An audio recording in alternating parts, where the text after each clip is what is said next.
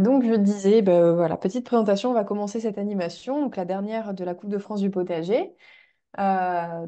Pour ceux qui n'étaient pas là la dernière fois, Alexandre en tout cas a déjà fait une animation auprès des clubs de tennis pour la Coupe des clubs sur l'alimentation, enfin la nutrition sportive et durable. Et c'est aujourd'hui, on va parler un petit peu plus de nutrition de manière générale et la Voilà. tournée autour du potager. Donc d'abord, il va vous parler un petit peu de revoir les bases de la nutrition. Mais qu'est-ce que les macronutriments? À quoi ça sert? Voilà, donc surtout, vraiment, n'hésitez pas si vous avez des questions, parce qu'on a souvent des questions en termes d'alimentation, même si vous, je sais pas, des questions bêtes, par exemple, est-ce qu'on peut mélanger des céréales et des légumineuses pour avoir le taux de protéines? Voilà, ça peut être ce type de questions. Donc n'hésitez pas, et on va essayer ensuite, enfin Alexandre va ensuite euh, adapter la partie nutrition à la durabilité de l'alimentation et donc voir qu'est-ce qui est intéressant au potager en termes nutritifs, euh, notamment avec les vitamines, les minéraux, Voilà. etc. On aura le lien. Donc, ok, voilà, bah, super. Euh, Merci Catherine pour ces précisions, super. Et ben, on va commencer avec un petit brise-glace pour que vous vous connaissiez un petit peu autour du potager. On va vous demander du coup un par un de nous dire quel est le légume ou le fruit que vous préférez au potager et celui que vous aimez le moins. Donc je propose à Aline de commencer. Bah, écoute, le fruit préféré, on va dire la fraise. Le moins, bah, j'ai pas planté de choses que j'aime pas. Donc il n'y en a pas. Non, voilà. Ok, ça marche. Mathis? Alors moi je dirais la tomate, mon préféré, Ouais. et sûrement le radis que j'aime le moins. Ok. Donc là, vous parlez tous en goût en termes nutritionnels, hein, c'est ça? Moi je parle en goût, ouais, plutôt. En goût. Ok. Delphine? Oui, vous m'entendez? Oui, Allô? oui, on vous entend. Ah, bah, je dirais la fève pour préférer. Et puis Mhm. j'aime tous les légumes et tous les fruits, donc voilà. Ok, donc Les enfants aiment beaucoup les fèves aussi. pas de vilain petit canard. Voilà, exactement. Super. Et Catherine?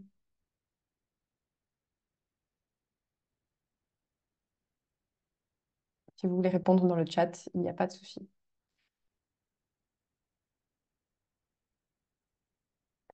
On attend la réponse de... Ah voilà, pas du micro non plus, pas de souci. Vous pouvez communiquer avec le chat, il n'y a aucun problème, on va transmettre les messages. Hop, super.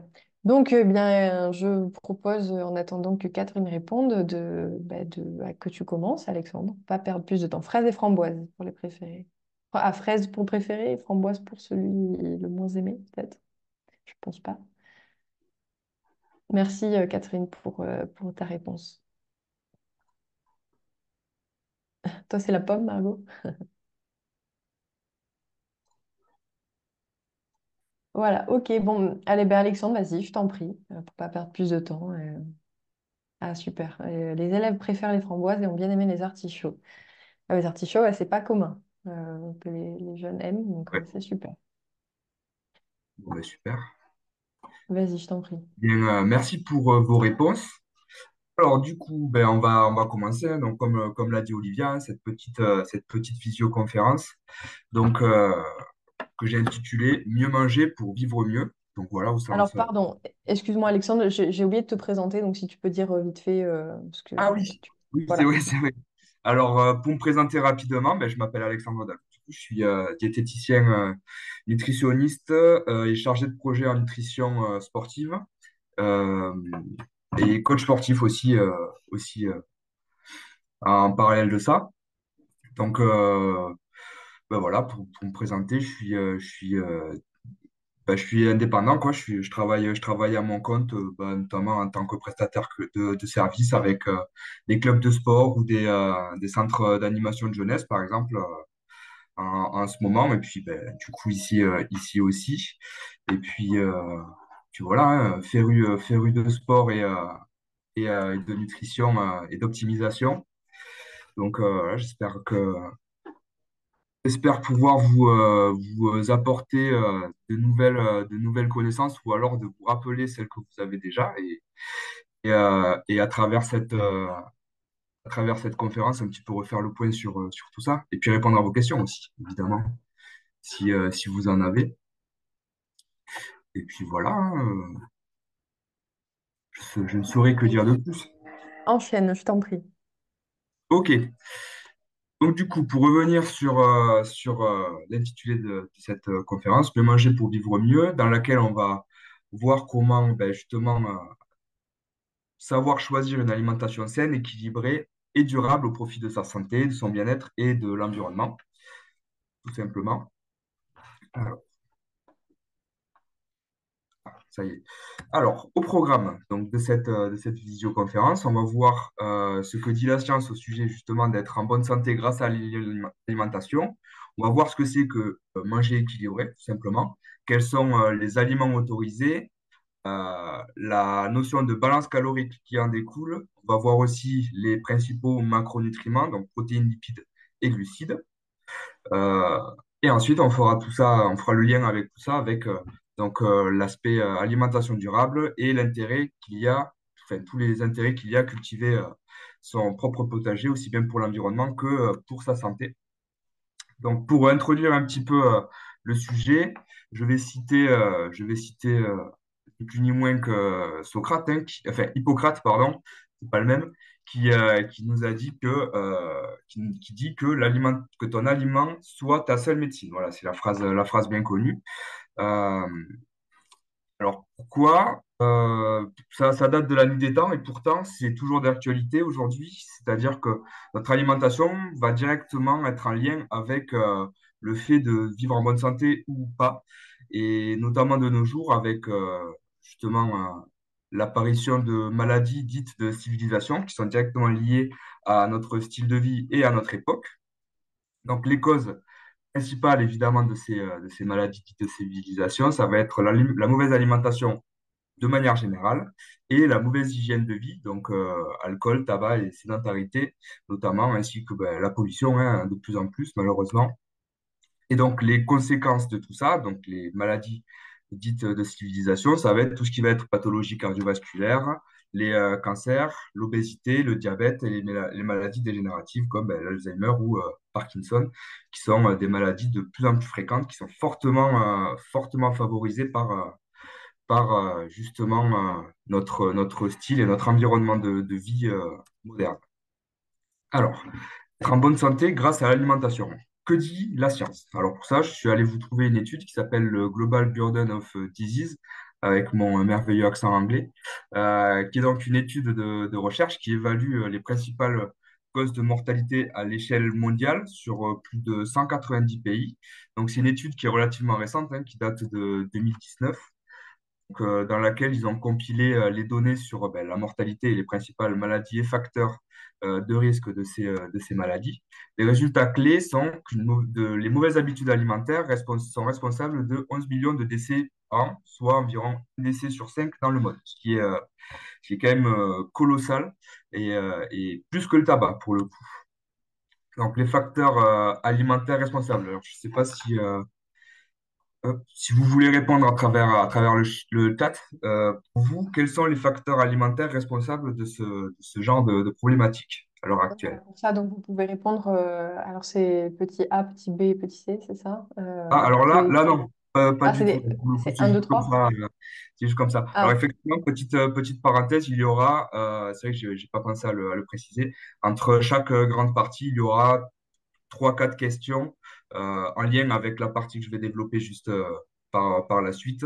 Donc un un petit QCM. quiz. Vous pouvez Ouais. aussi répondre donc par le chat. Non, là, c'est simplement histoire de voir un petit peu si vous avez une idée des facteurs alimentaires responsables hein, de toutes ces problématiques de santé actuelle. Bah, Hop, n'hésitez pas à chose- prendre le micro ou enfin, à voilà, parler. si vous voulez intervenir aussi. Alors, Mathis dit la viande rouge. OK. Je vois aussi la crème, bien sûr. Effectivement. Mais Alors, après, la crème, ça, c'était pour les artichauts. Je pense qu'ils font les artichauts à la crème. ah oui, bah oui, bien sûr. OK. OK, OK. Alors, Non, non, eux, ils sont normands, alors la crème, non. C'est c'est petite idée, tabou. ça semblait un peu étrange. OK. Donc, viande rouge, Alors, voilà. OK. De toute façon, moi, je vais vous donner les réponses, hein. Vous imaginez bien que ça va pas être les tomates du potager, hein. Ça, c'est On sûr. a les aliments préparés. Et, effectivement, ça en fait aussi partie. Alors, je vais vous afficher les réponses. Hop. Donc, effectivement, les aliments ultra transformés. Il y a aussi donc l'excès de sucre, les graisses dites saturées et les fast-foods, hein, évidemment. Et tout ça nous montre que, effectivement, trouver un équilibre entre aussi bien l'alimentation et l'activité physique, hein, c'est carrément devenu un enjeu majeur de santé publique, hein, à l'heure actuelle. C'est pour ça qu'à l'avenir, je pense qu'on aura de plus en plus j'espère, hein, de prévention à ces sujets-là, surtout auprès des jeunes, des plus jeunes. Hop, ok. Alors, donc manger équilibré, c'est quoi? Là, on va démarrer avec un premier petit QCM sur donc l'équilibre alimentaire. Vous allez voir, c'est pas non plus super compliqué. Donc, je vous invite à répondre à travers le chat. Donc, première question, est le composant principal d'une alimentation équilibrée? Réponse A, les glucides, B, les protéines, C, les lipides et D, les nutriments. Ça va, c'est une petite mise en jambe. Et je vois Deux réponse réponses D. D. Bon, j'ai réussi à trouver le chat. Ah, ok. OK. Donc, effectivement, vous imaginez bien, c'est la réponse B. Tous les nutriments, on a besoin de chacun de ces macronutriments-là pour avoir justement un équilibre alimentaire. Pourquoi est-il important de varier son alimentation? Pour éviter de perdre du poids, pour remplir tous nos besoins, pour réduire le temps de préparation des repas, pour économiser de l'argent. Qu'est-ce que vous en dites?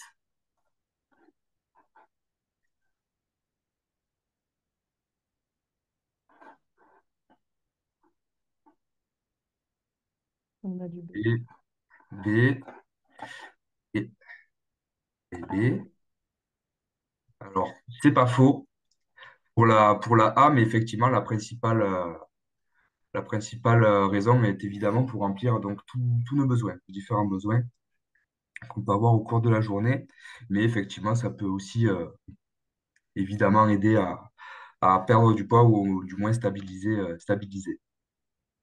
Alors, troisième question, quels aliments sont généralement à éviter pour équilibrer son alimentation? Les pâtes blanches, les viandes rouges, les snacks emballés ou les fromages?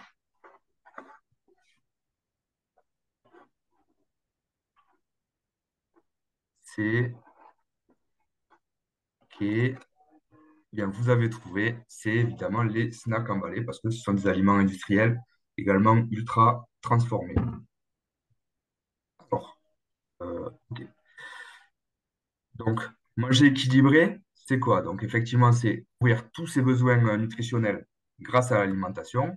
Et pour y arriver, il s'agit simplement de respecter donc ses besoins caloriques, c'est-à-dire ne pas se trouver en excédent calorique ni en déficit calorique trop marqué. Et les besoins caloriques, ils vont varier en fonction de l'âge, du sexe, de l'activité physique, le niveau d'activité physique quotidien, ainsi que du métabolisme.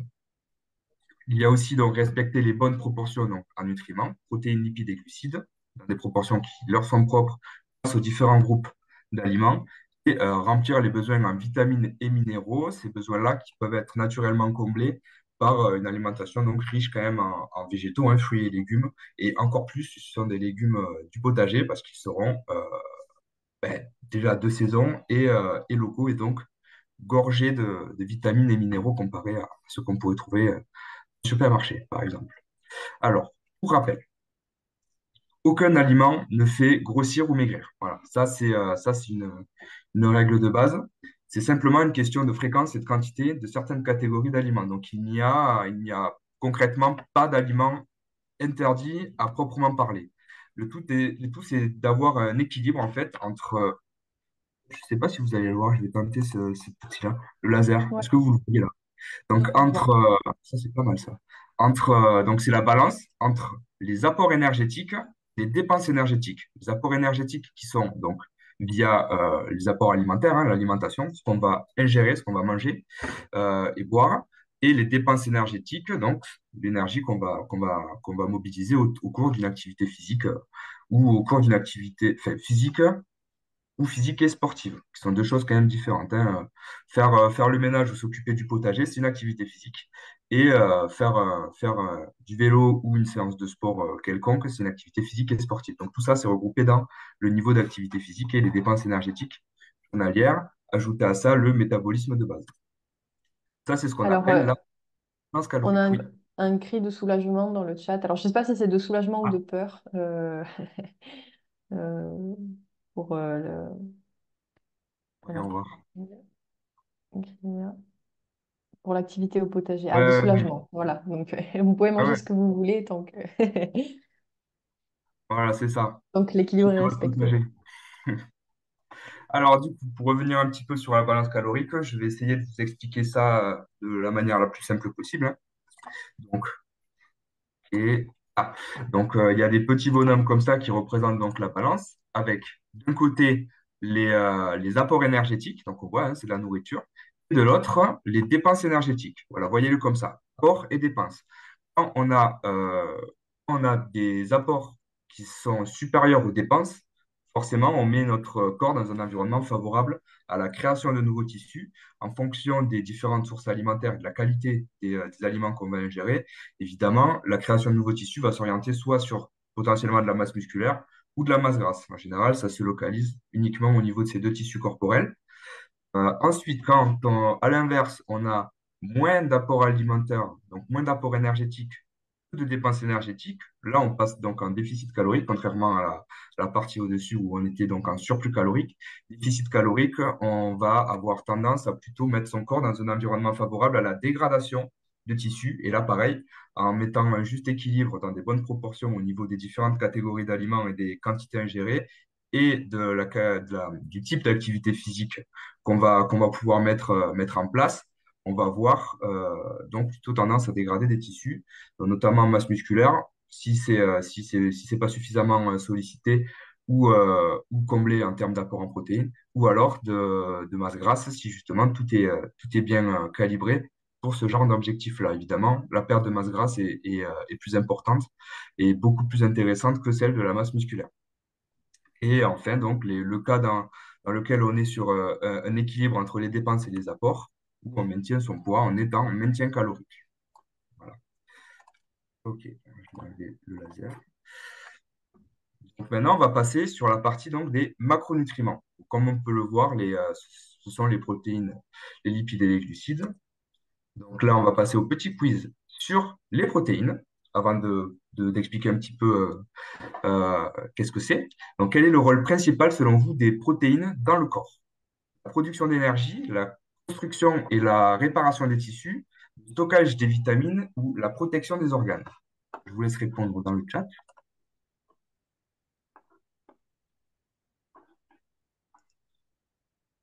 OK, donc je vois du B. Ben, effectivement, hein, construction et réparation des tissus. Bonne réponse. Quel est l'effet d'une carence en protéines dans l'alimentation? Donc, une augmentation du risque de maladie cardiaque, affaiblissement musculaire et perte d'énergie, amélioration de la santé digestive ou diminution de la concentration.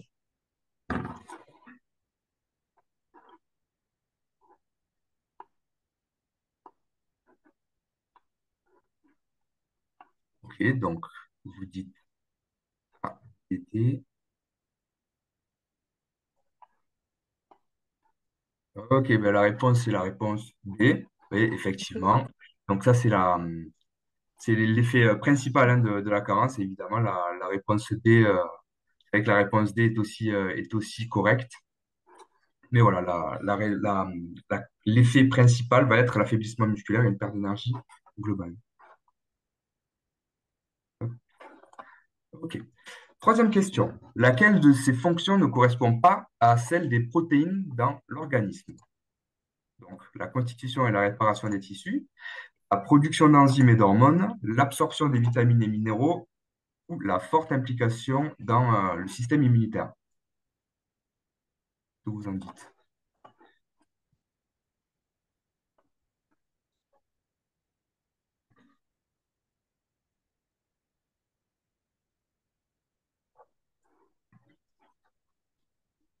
Du B, on a du D.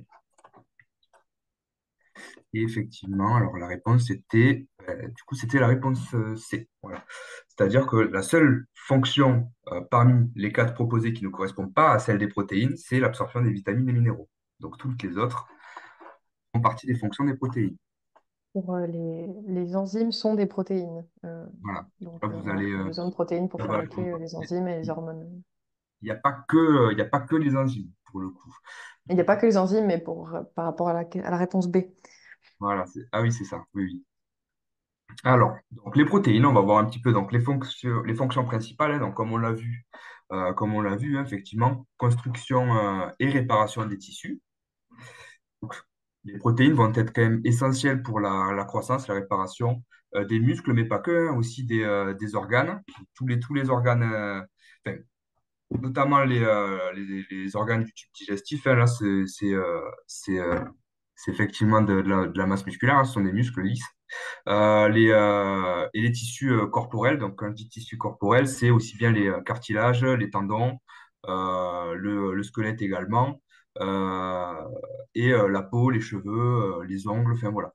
C'est vraiment, pour le coup, ça a un vrai rôle structural au niveau corporel. Hein. Donc, c'est pour ça que avoir une carence en protéines, c'est pas la joie du tout. Alors, ça intervient aussi donc dans la production d'enzymes et d'hormones, les enzymes et les hormones qui régulent évidemment les processus corporels qui sont donc constitués en majorité de protéines. Voilà. Pour le coup, là, on se rend compte que les protéines ont un rôle beaucoup plus important qu'on l'imagine. Et ça a aussi donc, une fonction très importante au niveau du système immunitaire, car elles sont cruciales pour la formation des anticorps qui contribuent donc à lutter contre les infections et autres inflammations diverses et variées. C'est pour ça que c'est très, très important de vraiment mettre un point d'honneur à avoir un apport en protéines simplement satisfaisant, quoi. Pas besoin d'en avoir non plus des tonnes, mais voilà, il faut quand même en avoir de manière quand même assez régulière. Les différentes sources de protéines, donc, on va dire les plus importantes, ça va être les viandes, les poissons, produits de la mer, les œufs, les produits laitiers. Et on a aussi donc forcément des alternatives végétales avec les sojas et dérivés, ou alors les légumineuses. Voilà, on le prend au sens large, qui sont des excellentes sources de protéines végétales. Alors maintenant, on va passer donc aux lipides. Donc le petit quiz sur les lipides, pour voir un petit peu ce que vous savez déjà. Alors, quel est le rôle principal des lipides dans le corps humain? Fournir de l'énergie, construire et réparer les tissus, transporter l'oxygène dans le sang ou réguler la température corporelle. Je vous laisse répondre.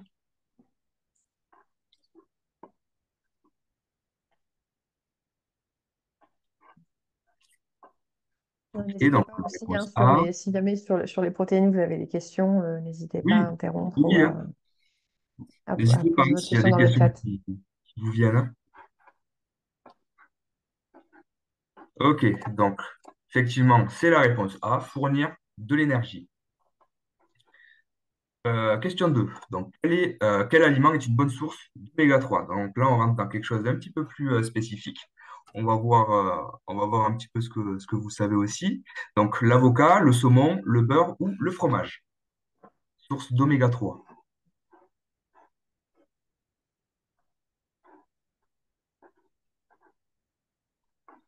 Ok, donc on a surtout du B. Effectivement, c'est le saumon. Bien joué. C'est la bonne réponse. Un super Troisième question. produit du potager, le saumon. Oui,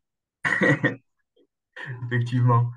Alors, troisième question, quel est l'effet d'une consommation excessive de graisses saturées sur la santé? Voilà, donc là, on aborde une autre classe de lipides. Donc, ça réduit le risque de maladies cardiovasculaires, ça augmente le taux de cholestérol LDL, donc le mauvais cholestérol, ça diminue la fonction cognitive ou ça favorise la perte de poids. Donc, quel est l'effet d'une consommation excessive de graisses saturées sur la santé? Ok, donc on est sur du B. Effectivement, c'est la bonne réponse. Donc, les lipides. Donc, les fonctions principales des lipides, effectivement, c'est une source d'énergie. Une source d'énergie qui va être importante et qui va être sollicitée surtout pour les activités de faible intensité et de faible intensité et sur le long cours, quoi. Donc, des activités plutôt cardiovasculaires et qui vont donc rentrer en jeu dans la filière énergétique celle qui est impliquée dans les activités de cardio, la filière énergétique, pardon, et aérobie. Ensuite, on a aussi l'absorption des vitamines. Donc, il y a des vitamines qui sont dites liposolubles, les vitamines A, D, E et K, qui ont donc besoin des graisses. Donc, quand je dis graisse, hein, c'est lipides, pour leur absorption et leur bonne assimilation. Et en dernier, la protection des organes internes, c'est-à-dire, ça c'est par rapport au bon et au mauvais cholestérol, à la consommation, l'équilibre entre les bonnes graisses et les mauvaises graisses qu'on va consommer. Donc, on va le voir juste après, les différentes classifications. Certaines graisses, forcément consommées en excès, vont plutôt avoir tendance à favoriser donc de l'accumulation au niveau des graisses dites viscérales, hein. Donc, les graisses viscérales, c'est celles qui s'accumulent autour de nos viscères, qui abîment les organes et sur du long cours peuvent justement favoriser l'apparition de pathologies, hein, pathologies, et il y en a une liste phénoménale, hein. On en revient un petit peu aux maladies de civilisation, hein. Donc, euh, donc voilà. Et également celles qui s'accumulent dans les vaisseaux sanguins. Donc, ça va avoir un rôle de protection des organes internes si on choisit bien ces sources de lipides. Effectivement, les sources de lipides donc, principales, ça va surtout être les huiles végétales, l'avocat, excellente source de lipides, les noix et graines, les poissons gras et aussi les produits laitiers gras, évidemment consommés sans excès. Les œufs Alors, aussi, non? et il y a aussi les œufs, effectivement. Les œufs sont plutôt une source de protéines, c'est-à-dire qu'elles apportent la majorité des protéines, mais effectivement, ça a un bon apport en lipides. Alors, euh, à préciser quand même qu'il faut que ce soit des œufs issus de la filière lin, c'est-à-dire bio ou bleu blanc cœur. Ça veut dire que les poules sont nourries principalement de graines de lin qui est une excellente source justement d'oméga 3. Les oméga 3 qui sont des très bons lipides, très très bons pour la santé. Et forcément, si elles sont nourries d'un aliment source d'oméga 3. Le jaune, qui est principalement constitué de lipides et de protéines, va être doté de protéines de bonne qualité. À l'inverse, des poules élevées en batterie et nourries avec des aliments, de la poudre ou je ne sais quelle alimentation assez douteuse, qui effectivement seront donc également pourvus en lipides, mais des mauvais lipides, des acides gras saturés. Voilà, donc choisissez bien vos œufs pour la qualité des lipides. Et cela dit, vous pouvez manger 3-4 œufs par jour sans aucun problème si ce sont des bons œufs. Ça, il n'y a pas de souci, il y a pas de souci. Mais si c'est des mauvais œufs, hein, les grosses boîtes de 30 qu'on voit dans le commerce, là, pour le coup, c'est un petit peu plus problématique. Voilà. Alors, du coup, pour la classification des lipides, j'ai essayé de vous organiser ça pour que vous puissiez déjà un petit peu mieux, voilà, saisir un petit peu ce que ça veut dire. Donc, on a deux grandes catégories, donc simplement les mauvaises graisses et les bonnes graisses. Donc, au niveau des mauvaises graisses, hop, ici, donc effectivement, on va avoir tout ce qui va être fast-food, hein, pizza, tués industriels, chips, sauces et aliments ultra transformés. Donc, les aliments ultra transformés, hein, c'est par exemple ça va être de la purée en copeaux, ça va être tout ce qui est industriel. Si vous voulez, pour vous donner un exemple, pour vous permettre de différencier ce que c'est qu'un aliment transformé et ultra transformé, par exemple, prenez un yaourt nature, hein, yaourt nature bio encore mieux. C'est le lait qui a simplement été transformé. Donc, c'est un aliment transformé. Les aliments transformés, ça ne pose pas particulièrement de problème, hein. C'est comme passer d'un légume du potager à une soupe. Voilà, c'est transformé. En revanche, ce qui va être ultra transformé, pour reprendre l'exemple du yaourt, ça va être les yaourts sucrés type Danette, quoi, les crèmes dessert, par exemple, mais industriels, quoi. Donc, ils vont être plus chargés en additifs, en agents de texture, en saveur artificielle, etc. Et beaucoup de sucre et de gras, quoi, en plus. Donc ça va être la différence. Pour revenir aussi sur l'exemple des légumes et de la soupe, ben, ça va être l'aliment de base brut, le légume, la soupe passée au mixeur transformée, pas de problème. En revanche, la partie, ça va devenir ultra transformé quand ça va être par exemple de la soupe lyophilisée ou alors des briques de soupe qu'on trouve dans le commerce qui sont faites à base de poudre. Donc là, ça va passer dans les aliments ultra transformés, donc avec beaucoup plus d'ajouts externes qui sont très mauvais pour la santé et notamment chargés de mauvaises graisses parce que forcément, ça améliore beaucoup la saveur et le goût. Donc voilà pour la partie des mauvaises graisses. Donc effectivement, ces mauvaises graisses en excès favorisent l'apparition de maladies, de mauvais cholestérol, de mauvais triglycérides. En revanche, on a aussi les bonnes graisses. Donc dans les bonnes graisses, on a les graisses insaturées et les graisses saturées. Les graisses saturées, c'est sans doute quelque chose que vous avez déjà entendu. Donc, elles ne sont pas interdites, mais elles sont à limiter. Comme les mauvaises graisses, hein. Si c'est fait avec parcimonie et sans trop d'excès, bon, en soi, dans le cadre d'une alimentation équilibrée et d'une bonne pratique, une bonne activité physique, ça ne pose pas particulièrement de problème pour l'aspect psychologique que ça peut avoir, les aspects positifs à ce niveau-là. Et les aliments sources de graisses saturées vont être interdites non plus, mais simplement à consommer avec modération. Donc, on va avoir les viandes grasses, viandes rouges, le lait, le beurre, la crème fraîche et le fromage. Désolé pour nos amis normands, mais effectivement, en excès, c'est pas l'idéal. C'est ce qui va avoir tendance justement à augmenter les effets négatifs liés à un excès de mauvaise graisse. Mais on a aussi les graisses insaturées. Donc, on voit qu'on a quand même beaucoup plus de sources avec les oméga 3, les oméga 6 et les oméga 9. Donc là, je vous ai mis les principales sources, sachant que certaines sources peuvent avoir plusieurs catégories. Mais là, on a les sources principales en fonction des sous-catégories. Donc les oméga 3, comme on l'a dit tout à l'heure, hein, tout ce qui va être poisson gras, les graines de lin, comme je l'ai aussi évoqué par rapport aux œufs, les graines de chia, par exemple aussi, les noix et les huiles, hein, huile de colza, huile de lin principalement. Donc ça, ce sont des très bons lipides qui vont avoir plutôt une fonction anti-inflammatoire et beaucoup d'autres rôles au niveau de la santé. Les oméga 6, ceux-là aussi sont des bonnes graisses, mais dans la société actuelle, on en a un petit peu trop dans notre alimentation. Donc ça va être tout ce qui est huile de tournesol, de maïs, de soja, les noix de cajou, les noix de pécan et les graines de tournesol. Voilà. Donc ça, à consommer, mais également avec modération, plutôt favoriser les oméga 3 et les oméga 9 qui sont aussi une excellente source qu'on va retrouver dans l'huile d'olive, dans l'avocat, l'huile d'avocat, les amandes, noix de macadamia et noisettes. Voilà, pour que vous ayez une idée un petit peu plus précise de ce que c'est. Alors, Est-ce que vous avez des questions sur les lipides? vous pouvez tout à fait prendre des photos, mais dans tous les cas, voilà, vous aurez, comme l'a dit Olivia, vous aurez toutes les slides, hein. Pas d'inquiétude. Vous pourrez reconsulter ça tranquillement. Voilà, est-ce que vous avez des questions, comme l'a dit Olivia? Non, c'est bon, tu peux enchaîner. Ok. Alors, donc maintenant, on va passer sur la partie glucides, hein, troisième partie des macronutriments, avec le petit quiz. Donc, selon vous, quel aliment contient principalement des glucides dits complexes? Les fruits, pain complet, les bonbons ou le miel?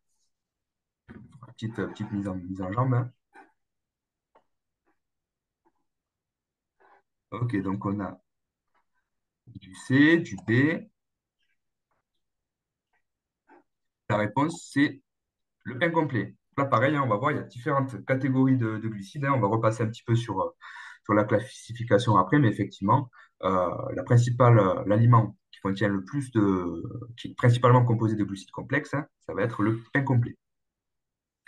Quels sont les deux principaux types de glucides? Donc, simple et complexe, saturé et saturé, solide et liquide, polyinsaturé et monoinsaturé. Je me rends compte que dans la continuité de la précédente question, ça risque d'être un petit peu facile. Allez-y, hein, essayez toujours. Ok. Et,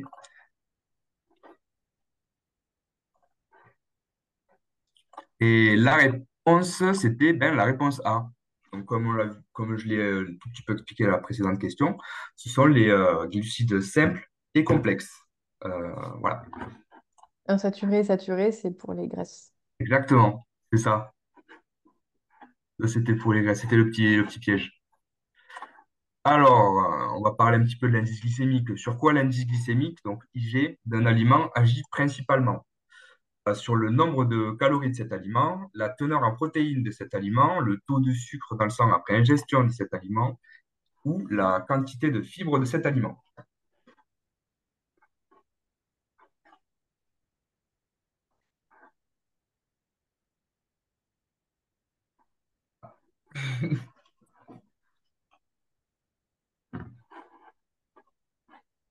Donc, réponse C, et effectivement, c'est la réponse C. Bravo.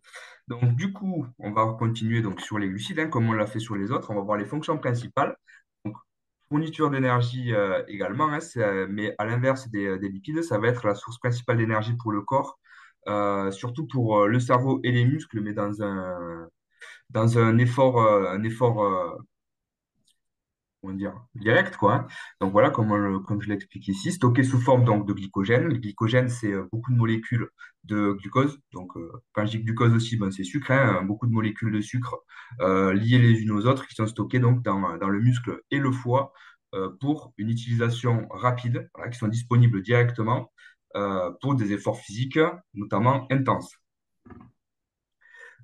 Et également donc la régulation de la glycémie, hein, en fonction des types de glucides qu'on va pouvoir ingérer. Ça permet de maintenir des niveaux de sucre sanguin, donc de glycémie, ce qui est donc important pour cet aspect donc énergétique et la fonction cérébrale également, parce que il faut savoir que le cerveau, c'est un organe dit glycodépendant, c'est-à-dire qu'il ne fonctionne qu'avec du sucre. C'est qui nous permet aussi de justifier parfois pourquoi l'humain peut se sentir si attiré par le sucre. Alors, les sources de glucides principales, ça va être donc les fruits, les céréales et les dérivés, hein, donc tout ce qui va être pâtes, riz, semoule, voilà, toutes ces boulgours, toutes les catégories. On a aussi les tubercules, les légumes et les légumineuses aussi, qui font aussi partie qui apportent de bonnes sources de glucides. Donc, petite classification des glucides, j'ai essayé de vous faire ça le plus simplement possible. Donc, comme on l'a dit tout à l'heure, on a d'un côté les glucides simples et les glucides complexes. Alors, la différence entre les deux, c'est que les glucides simples seront dotés d'une ou deux molécules. Donc, comme ceci, ça c'est une molécule de glucose, quoi, de sucre. Donc, ça peut être du glucose, du fructose ou du galactose. Et en fonction des différentes associations que ça va avoir, on va voir aussi, on va voir donc des glucides avec deux molécules. Donc, le saccharose, le lactose et le maltose. Ensuite, de l'autre côté, on a les glucides complexes, donc qui sont dotés de plus de deux molécules, comme par exemple la principale molécule, enfin, principal glucide complexe qu'on va retrouver le plus, c'est l'amidon, qui est doté de très longues chaînes de glucides, voilà, et qui permettent donc d'avoir quelque chose qui est plus lentement assimilé, qui fait moins vite monter la glycémie et qui nous fournit de l'énergie sur la durée. OK. Donc, d'un côté, on a les glucides simples et de l'autre, les glucides complexes. Donc, pour résumer, hein, les glucides simples sont des molécules plus petites et donc plus faciles à digérer. Et donc, voilà, qu'on va retrouver dans le fruit, dans le miel, dans le lait, dans le sucre de table. Voilà, les aliments qui ont en principe un goût sucré.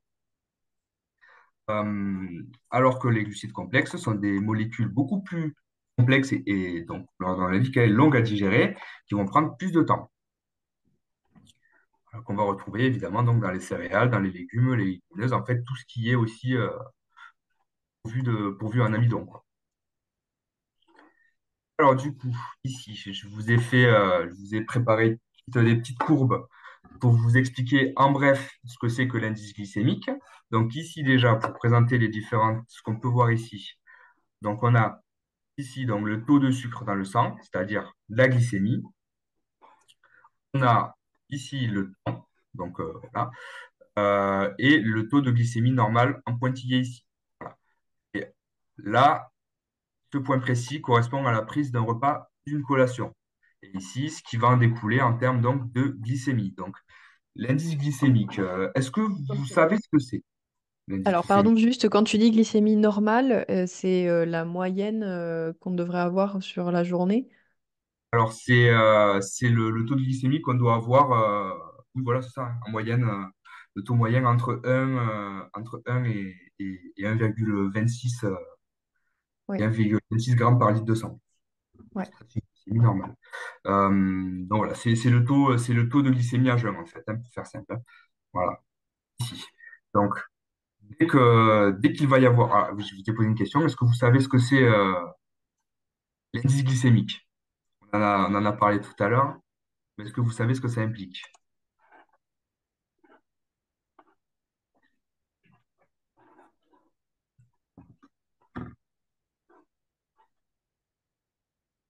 Je vais vous C'est expliquer ça. Donc, on va essayer d'aller assez vite parce que c'est vrai que le temps il passe à une oui. vitesse. Alors, donc, la courbe rouge, ça correspond à un aliment avec un indice glycémique haut. Donc, l'indice glycémique, hein, c'est la capacité d'un aliment à faire monter rapidement le taux de sucre dans le sang. Donc, la glycémie. Voilà. Donc, ce qu'on voit ici. Donc, courbe rouge, un aliment à indice glycémique élevé, donc un aliment sucré et dépourvu de fibres ou d'autres éléments susceptibles de ralentir justement cette assimilation. Courbe moyenne, c'est ici, donc indice glycémique modéré. Et la courbe verte, un indice glycémique bas, donc plutôt riche en fibres ou en amidon, qui va mettre du temps à être assimilé. Donc, quand on consomme un aliment avec un indice glycémique élevé, on fait vite monter la glycémie dans le sang. En réaction à ça, le corps il va produire ce qu'on appelle l'insuline, pardon. J'ai eu un trou. L'insuline, la fameuse insuline, hein, qui est une hormone donc hypoglycémiante et qui va permettre d'augmenter la sensibilité des différents tissus pour absorber rapidement tout ce sucre qui est dans le sang. Et alors, ce que ça va provoquer, forcément, un gros taux de production d'insuline, ça va provoquer une hypoglycémie réactionnelle. Donc, une heure et demie, 2 heures après l'ingestion de cet aliment sucré, qui va favoriser donc le fameux coup de pompe et les fringales. C'est pour ça que quand on consomme un petit déjeuner typique, hein, typique français, tartine de confiture avec un verre de jus d'orange industriel, Bon, la majorité du temps, hein, je dis pas ça, pas tout le temps, hein, mais c'est pour ça en principe, ce genre de repas-là, c'est très sucré et ça provoque des grosses fringales très peu de temps après l'avoir ingéré. Et à l'inverse, on va consommer un aliment donc, équilibré, riche en fibres, avec différentes sources qui vont permettre de limiter cet effet-là. On va pas avoir de faim, on va se sentir rassasié plus longtemps et on va être en forme plus longtemps parce qu'on va avoir une source d'énergie disponible sur la durée et un moins gros pic d'insuline. Voilà, j'espère que j'aurai été assez clair. Alors, du coup, on va passer donc maintenant. Est-ce que vous avez des Dis-moi. questions avant de passer à la prochaine et dernière partie, Ah, je qui vois. rentre un peu plus dans le vif du sujet du Ah, potager? vous avez pas trop compris. Non, non, c'est juste que ça, c'est quand tu avais demandé est-ce que s'ils savaient ce que c'était l'indice glycémique, mais du coup, Moi, je suis vraiment super, voilà. super déçu. Ok. Maintenant, on va parler un petit peu de l'intérêt de cultiver son potager, et, à la fois pour la santé et pour l'environnement. Voilà, on va pouvoir faire un petit peu le lien avec tout ça. Donc, ah oui, donc petit quiz. Quelle pratique est associée donc à une alimentation durable? Consommer beaucoup de viande rouge, acheter régulièrement des fruits exotiques au supermarché, utiliser des engrais chimiques pour faire pousser les légumes plus vite, ou limiter la consommation d'aliments emballés dans du plastique. Il n'y a pas beaucoup de pièges hein, dans celui-là. Ok, donc plutôt réponse D. Évidemment, il y a plein de Ah réponses ouais, valables plutôt confiance, pour la pratique alimentation durable. Ça ne se limite pas à acheter en vrac. Et là. c'était peut-être pour donner un exemple. Sachant que vous êtes déjà briefé sur Briefé. le sujet, elle était plutôt simple, que vous Ouais. avez un peu changé, hein. Qu'est-ce que, selon vous, l'alimentation durable? Consommer uniquement des aliments bio, consommer des aliments qui respectent l'environnement, la santé et les ressources, manger uniquement des aliments d'origine locale ou suivre un régime strict sans aucune indulgence.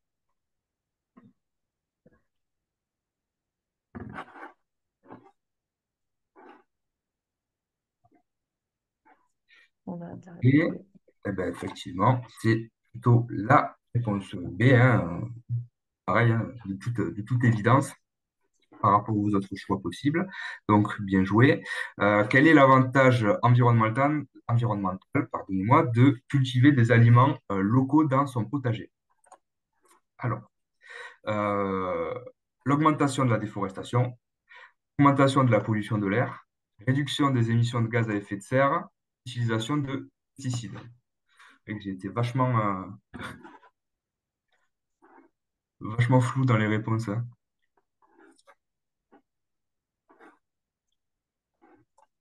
Ok, bien joué. C'est effectivement, bon, la réponse C.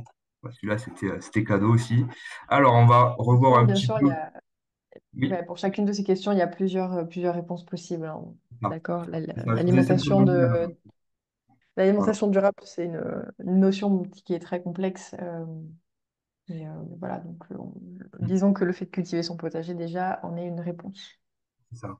C'est simplement voilà, les principales réponses. Mais c'est beaucoup plus vaste que ça, hein, vous imaginez bien. Alors, quels sont les avantages d'avoir son potager? Cela, vous devez déjà en avoir une petite idée. Déjà, on va avoir accès à des produits frais, hein, avec une qualité nutritionnelle supérieure, une saveur améliorée. Donc, la qualité nutritionnelle supérieure, hein, c'est ce que je vous évoquais tout à l'heure par rapport au fait que ce sont des fruits, des légumes qui poussent dans des conditions idéales et euh, qui sont du coup ramassés, cueillis à une maturité parfaite, ce qui leur permet d'être naturellement gorgés en vitamines et minéraux, quoi, hein. Vraiment, c'est flagrant hein, la différence. La saveur est améliorée, donc ça, c'est évident, hein. L'exemple que je peux vous citer de manière très facile et en confiance, c'est les tomates, hein. Typiquement, les tomates, hein, on sent bien que les tomates du potager, c'est autre chose, hein. Ça n'a rien à voir avec ce qu'on pourrait trouver dans la grande distribution. Euh, Évidemment, réduction de l'empreinte carbone, hein, moins de transport et réduction d'utilisation d'énergie et autres ressources diverses et variées. Et ça permet aussi justement d'avoir un apprentissage, de se renseigner, de s'intéresser à ce que c'est que justement, la culture des aliments et puis déjà avoir aussi une bonne première, une bonne connaissance aussi des aliments en question et comment ce que ça peut impliquer justement de les produire soi-même, quoi. Voilà. Connaissance du Euh, sol, des ressources, voilà, comment ouais. fonctionne une plante, etc. Exactement, exactement. Comment la protéger, comment l'accompagner dans sa croissance, quoi. Euh, ok, donc cultiver ses propres aliments pour une santé optimale. Alors là, je vous ai fait un petit peu un petit peu le topo nutritionnel, petit comparatif avec les différents aliments que vous allez pouvoir trouver dans les principaux, hein, que vous allez pouvoir trouver dans votre potager, vous expliquer en quoi ça va vous permettre aussi d'améliorer les différentes réactions physiologiques au niveau de l'organisme et donc pour avoir une santé optimale quoi, dans le cadre d'une alimentation équilibrée. Donc en premier, les tomates hein, qui sont très riches en antioxydants qui permettent de réduire donc, le stress oxydatif pour faire très simple, c'est ce qui va vous permettre de lutter contre les inflammations, quoi. Voilà, diverses et variées. Le stress oxydatif, c'est quelque chose qui va plutôt favoriser l'inflammation euh, et les antioxydants, il va plutôt la limiter. Donc, très riche en antioxydants, évidemment très riche en vitamines hein, diverses et variées hein, qui vont pouvoir soutenir le système immunitaire, la réparation des tissus et la récupération, notamment dans le cadre d'une activité sportive. Donc, les tomates, très bien. On a aussi donc les fraises qui sont très riches en antioxydants, également en vitamine C. Il y a aussi, c'est très riche en fibres également, hein, bon, comme à peu près tous les fruits et légumes qu'on va évoquer. On a des propriétés qui sont quand même relativement similaires hein, pour la plupart. Donc les fibres hein, qui améliorent grandement la digestion en nourrissant la flore intestinale et, euh, et, euh, et donc qui permettent une meilleure absorption au niveau des nutriments, tout en réduisant également l'indice glycémique hein, du fait que enfin, l'indice glycémique du fait que ce soit doté en fructose. Hein. Fructose, c'est un glucide simple, mais la constitution physique des molécules de sucre vont permettre de limiter l'indice glycémique. C'est pour ça que les fraises, malgré le fait que ce soit, et les autres fruits hein, qui sont sucrés, malgré le fait que ce soit des sucres donc simples hein, avec le fructose, le fait que ce soit riche en fibres, ça va permettre, au lieu d'avoir un aliment à indice glycémique élevé, d'avoir un aliment à indice glycémique modéré. De suite, c'est beaucoup plus intéressant. Ensuite, on va avoir donc la courge, qui est un légume un petit peu plus riche, un peu plus réconfortant, un petit peu plus riche aussi en amidon, donc riche en vitamines A, C et B9 qui permettent globalement de renforcer le système immunitaire, favoriser une bonne récupération musculaire et également un maintien de la santé de manière optimale. Ensuite, on va avoir tous les aromatiques hein, que vous pouvez trouver dans un potager, qui sont très riches en antioxydants, vitamines A, C et K, qui sont responsables également d'une bonne récupération et du bien-être en général. Les pommes de terre, qui sont très riches en vitamine C et riches en fibres également, qu'elles sont consommées avec la peau, et en glucides complexes. La pomme de terre permet de fournir une source d'énergie durable, rassasie sur la durée. C'est un des aliments qui a l'indice de satiété le plus élevé. Donc les pommes de terre, on peut y aller. C'est cadeau. C'est Euh, Catherine, si on mange la peau, parce qu'il y a Catherine qui précise si on mange la peau. si on mange la peau, ça permet d'avoir plus de fibres, naturellement. Mais si vous mangez sans la peau, c'est pas grave. C'est quand même un très bon aliment, très bon aliment. Surtout quand ça vient du potager. Hein. Et les poivrons, qui sont également une des meilleures sources en vitamine C, vitamine A et aussi donc des fibres, pour, encore une fois, la santé immunitaire et la réparation cellulaire. Donc la récupération, quoi. Donc voilà, alors, avoir un potager dans son jardin, de manière globale, hein, qu'est-ce que ça va nous permettre? Donc ça va nous permettre de fournir une abondance de légumes et de fruits, donc bénéfiques hein, pour la santé, notamment dans le cadre d'une alimentation équilibrée. C'est vrai que ça va passer notamment par la consommation de végétaux, hein, de fruits et de légumes euh, en majorité hein, dans l'alimentation. Donc ça, il faut pas du tout faire l'impasse sur ça, ce serait une grave erreur. Mais bon, ça va. Vous avez tout ce qu'il faut pour ça. Oui, ça, je pense que c'est des éléments qu'ils ont déjà tous en tant que potagistes. On va, on prendra aussi, enfin, on prendra 5 petites minutes quand même pour laisser un temps pour des questions. Bien sûr, bien sûr, bien sûr. Voilà, Euh, on va Juste finir pour, ça rapidement. oui, oui, ben, c'est la dernière, hein, de toute façon, donc c'est un petit peu le récapitulatif. Donc, ça aide aussi à garantir donc, un apport régulier en nutriments essentiels. Ça favorise un mode de vie sain et durable et ça optimise la nutrition de manière naturelle et écologique. Voilà, dernière petite animation. C'est parfait. Super. Est-ce que ben voilà, vous avez des questions? Est-ce que cela vous a plu? Qu'est-ce que vous avez appris? Des notions que vous ne connaissiez pas? Voilà. Je vous laisse partager tout ça.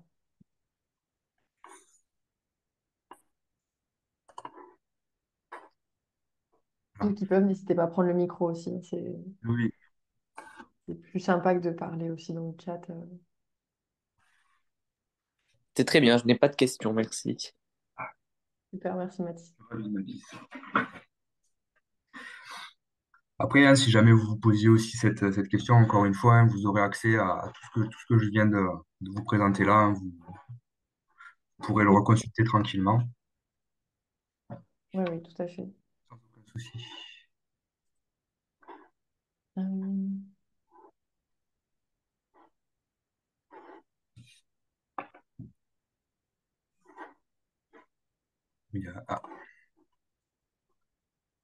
Ça discute, ça se concerte.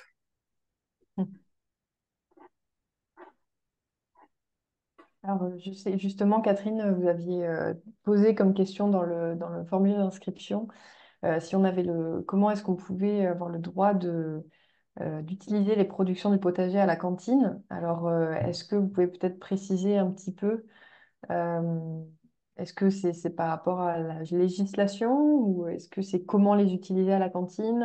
Voilà. Parce que si c'est en termes de droit et de législation, ça, je pense enfin, Alexandre n'a pas trop de clés pour répondre à Ben, ça. ce que je peux dire là-dessus, c'est que bon, effectivement, les organismes de restauration collective sont quand même soumis à beaucoup de réglementations. Euh, Par contre, pour utiliser les fruits et légumes d'un potager, je pense que c'est au cas par cas. C'est-à-dire que il faut qu'ils puissent le faire. Donc, en général, ça pourra plus être le cas de petites cantines ou petits self pour le coup.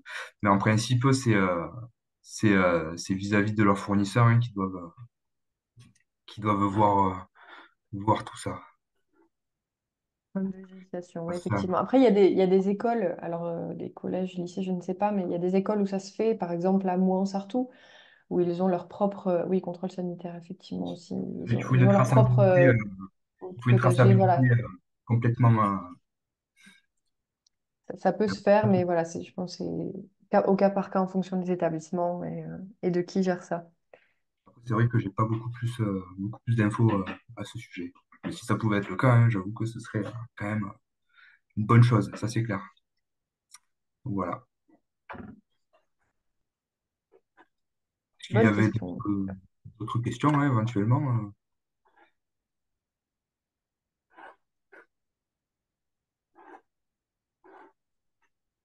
Ouais.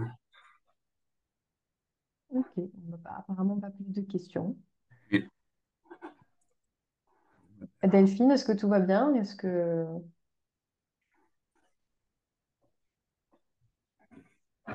vous avez appris les cheveux? La traçabilité, c'est Oui, pénible. oui, je vous entends. Excusez-moi.